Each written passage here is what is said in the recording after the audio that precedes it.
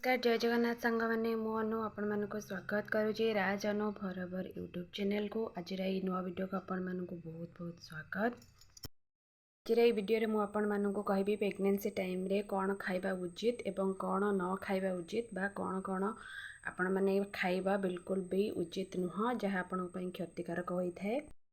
Start करने पूर्व मुझे कही रखुची जे जदि आपण मो चैनल को प्रथम थर आसछंती किंबा ए पर्यंत सब्सक्राइब करि नाहंती तेबे चैनल को सब्सक्राइब कर देबा को अनुरोध। चैनल को सब्सक्राइब करी पाखे थिबा बेल आइकन को प्रेस करंतु जहाँ द्वारा मु बनाउथिबा प्रत्येकटी वीडियो आपण सर्वप्रथमे देखि पारिबे। जेमिति कि मु कहितली कि मोर ई चैनल रे मु प्रेगनेंसी विषय रे वीडियो अपलोड करिया पाई जाउची, तो सेही टॉपिक रे आज गोटे नुआ वीडियो मु बनैची। मुझे आपण मानक कहबी कि जदि आपण प्रेग्नेंट अच्छी ताल आपण कौन खाइबा उचित और कौन न खाइबा उचित बा आपण प्रेगनेंसी टाइम रे कौन कौन खाई पारिबे एवं कौन कौन खाइबा द्वारा आपणक प्रति क्षतिकारक बा आपणक बेबी प्रति क्षतिकारक होई पारे ताहा मुझे आपनको ए वीडियो रे कहबी। तेने वीडियो को शेष पर्यंत देखा अनुरोध। प्रेगनेंसी टाइम रे बहुत सारा सतर्कता अवलंबन करने आवश्यक, ता मध्यरु खाइबा पीबा मध्य अन्यतम। आपण कौन खाई पारिबे कौन न खाई पारिबे से विषय में कहबी। आपण प्रेग्नेंट अच्छी बा प्रेगनेंसी टाइम रे अमृतभंडा एवं सपुरी को खास करके अवॉइड करंतु।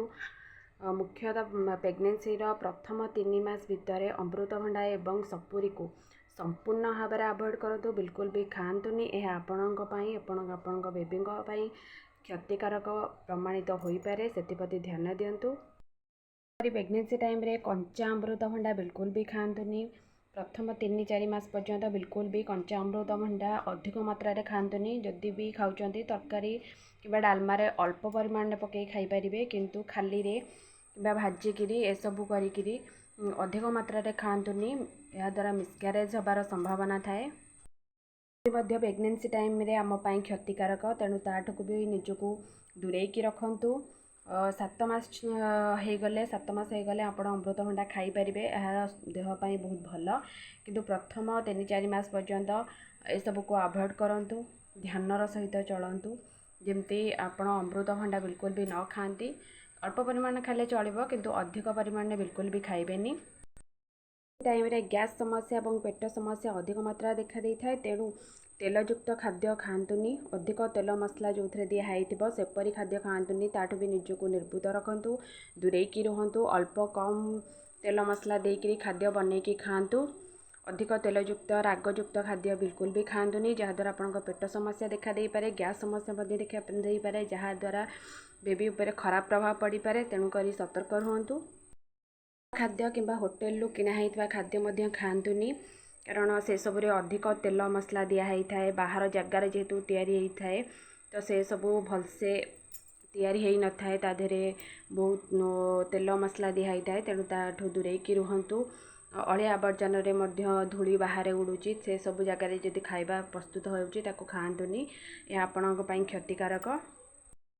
बिक्री होता कटा फल एवं जूस पीयंतुनी, ये सब पीवा भी उचित नुह। यह आमको क्षति पहुँचाई पारे, कारण जेहेतु ये सब बाहर बिक्री होची, तो ये सब भल भाव धुआ ही न थाए, तो जहाँद्वारा आमको इन्फेक्शन होबार बहुत संभावना थाए। प्रेगनेंसी टाइम रे इन्फेक्शन होबा माने बहुत ही खराब होता है माँ छुआ दिजणक पई। तेणु बाहर बिक्री होता कटा फल जूस ए सब खातुनी।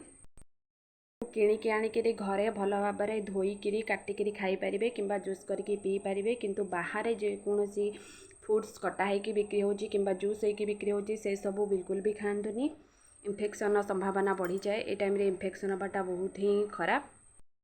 आम जिते सतर्क रहा सेटा आम पाई एवं आम पिला पाई बहुत भल साब्यस्त होता है। तेणु सब बेले सतर्कर सहित चलतु। किछि जिनस एमती अच्छी जहाँ को अवॉइड करवाटा ही बेटर। ए टाइम से सब जिनस प्रति ध्यान दिंतु।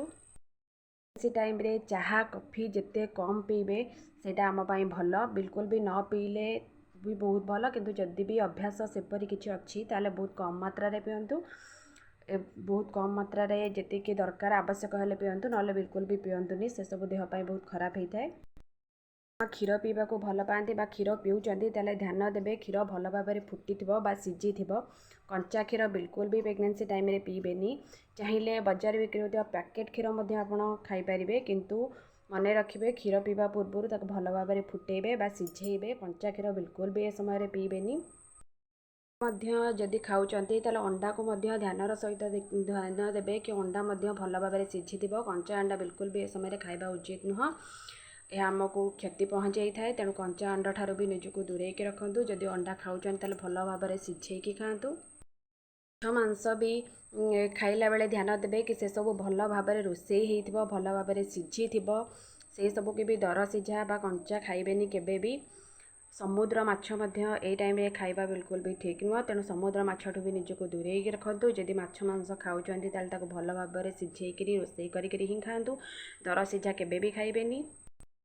अल्कोहल बा तंबाकू जातीय खाद्य खाऊँगी ताले से सब को भी प्रेगनेंसी टाइम रे संपूर्ण भाव में अवॉइड करंतु।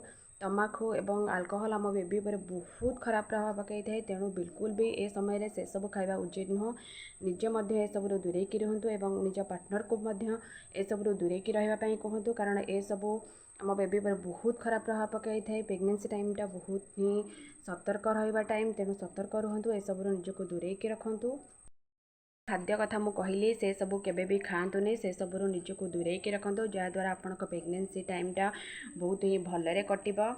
ताले जदि आम खाइबा कथा देखिबा ताले फल खातु, किंतु घर को आनिक धोईकी भल भाव में धोईकी खातु। फल जिते खाइबे सेते भल। फल रे बहुत सारा विटामिन थाए जहाँकि आम बेबीर ग्रोथ रे बहुत साहाय्य करे। संभव घर खाद्य खाइबा चेष्टा करंतु। बाहर खाद्य को अवॉइड करंतु। घरे बनाई भात डालमा तरकारी भजा ए सबू जिते कम तेल मसला देकी बनईकी खाइबे सेते भल। सेते आमर पेट समस्या बेसी देखा देबनी। गैस समस्या बेसी देखा देबनी। बेबी सुस्थ रहिबो। तेणु घर खाद्य को सब बेले इंपोर्टेंस दियंतु। प्रोटीन युक्त खाद्य खाई परिबे, विटामिन युक्त खाद्य खाई परिबे जहाँकि घरे बना होइतिबो बा फल मूल पनीपरिबा ए सब मध्य खाई परिबे। ए सब खाइबारे कोनोसी असुविधा नाही। जिते पनीपरिबा फल मूल खाइबे सेते ही भल। सेते बेबी सुस्थ रहिबो, बेबी भलसे बढ़िबो। देहरे विटामिन रो अभाव मध्य देखा देबनी। अधिक मात्रा रे आयरन, कैल्शियम एवं फाइबर युक्त खाद्य खातु जहाँद्वारा बेबीर ग्रोथ ता हाड़ ब्रेन डेवलपमेंट ए सब बहुत भलसे हो पारिबो। तो से ध्यान रुहतु जमती भी देहरे ब्लड रो सर्टेज न पड़े। से आयरन युक्त खाद्य अधिक मात्रा रे खातु। कैल्शियम फाइबर युक्त खाद्य खातु। एक्स प्रोटीन पाउडर डॉक्टर का परामर्श नहीं खाई परिबे। सेथिरे कोनोसी भी असुविधा नाही। अलगा सबू पनीपरिया भल मंद खाई परिबे। जहाँकि मु कहली जो जो खाद्य से सबुठू निजको दूरेक रखु। आज एतिकी। जदि वीडियोटी भल लगी थाए ताले लाइक करेंगे, शेयर करेंगे एवं कमेंट करने को बिल्कुल भी भूलिबेनी। चैनल को सब्सक्राइब करने को बिल्कुल भी भूलिबेनी। रहुछि जय जगन्नाथ। पुणी देखा गोटे नुआ वीडियो रे। टाटा।